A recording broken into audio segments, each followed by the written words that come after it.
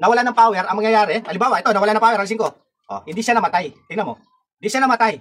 Susuplayan niya ng, ano to, ng 12 volts. Kahit ano, pwede sa CCTV to, no? Basta 12 volts, kahit na supply sa CCTV, Wi-Fi, router. Halimbawa, tingnan mo, hindi mo namatay, oh. Wala na saksak yan. Ito lang nagano. Kumbaga, ito yung pinaka-power bank niya. Mga idol, unboxing tayo ng UPS. Yung UPS, ito yung pinaka-power bank. Alam naman natin dito sa Pilipinas, laging walang power. So, ang buhay natin is sa Wi-Fi. So, kailangan mo to para hindi ka mawalan ng Wi-Fi, no?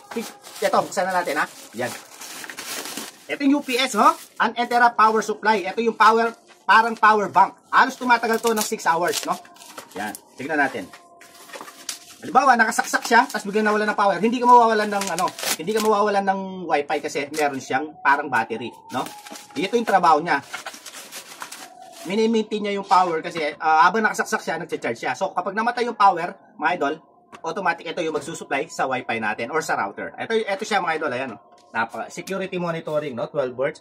UPS, ayan, power supply, oh. Ayan, high efficiency. Ito, yan, mga idol, buksan natin. Tignan natin kung ano yung laman. Ayan, ganito lang pa siya. Medyo mabigat siya ng konti. Tapos ito, i-screw mo siya. Ito, i-screw mo. Halimbawa, ito yung Wi-Fi, screw mo ng ganyan, ng gano'n. Kasi medyo mabigat siya, no? Pwede rin yung nakaganyan. Tapos, ito yung sa ito yung isasaksak sa modem. Tapos, ito yung saksakan. I-try natin, mga idol, ito. Meron tayong, ewan ko lang kung nagana pa to kasi matagal ko na di ginagamit to, no? Isaksak mo lang, no? Yan. Isaksak mo lang, hanapin mo yung saan, ito. Yan. Tapos, ito, isaksak mo. Tingnan mo, meron na siya, oh. Tingnan mo, oh, may power na siya. Oh. Kita ba?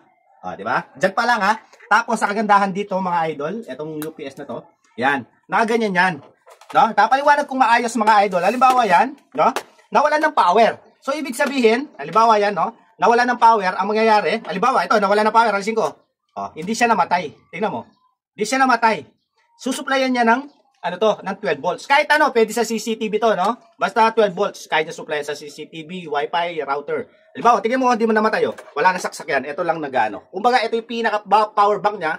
Ang kagandahan niyang is ito is napakatalino. Alam mo bakit? Kasi pag sinaksak mo to, mga idol, walang mangyayari. Kundi, charge na to at susupply niya yon. Once na namatay yung power, yan, may charge to, supply niya yon, hindi ka mawawalan ng Wi-Fi, no? Kasi ang buhay natin ngayon is puro Wi-Fi, no? Kaya napaka-importante na meron kang UPS sa bahay. Mga idol, napakamura lang to, nasa 200 plus lang, no? Hindi ka na mawawalan ulit ng Wi-Fi sa bahay, no? Mga idol, ilalagay ko sa yellow basket, ikaw nang bahala, no? Ikaw nang bahala mag-check out. Click yellow basket, mga idol, kung gusto mo ng UPS na maganda. Okay, check out na.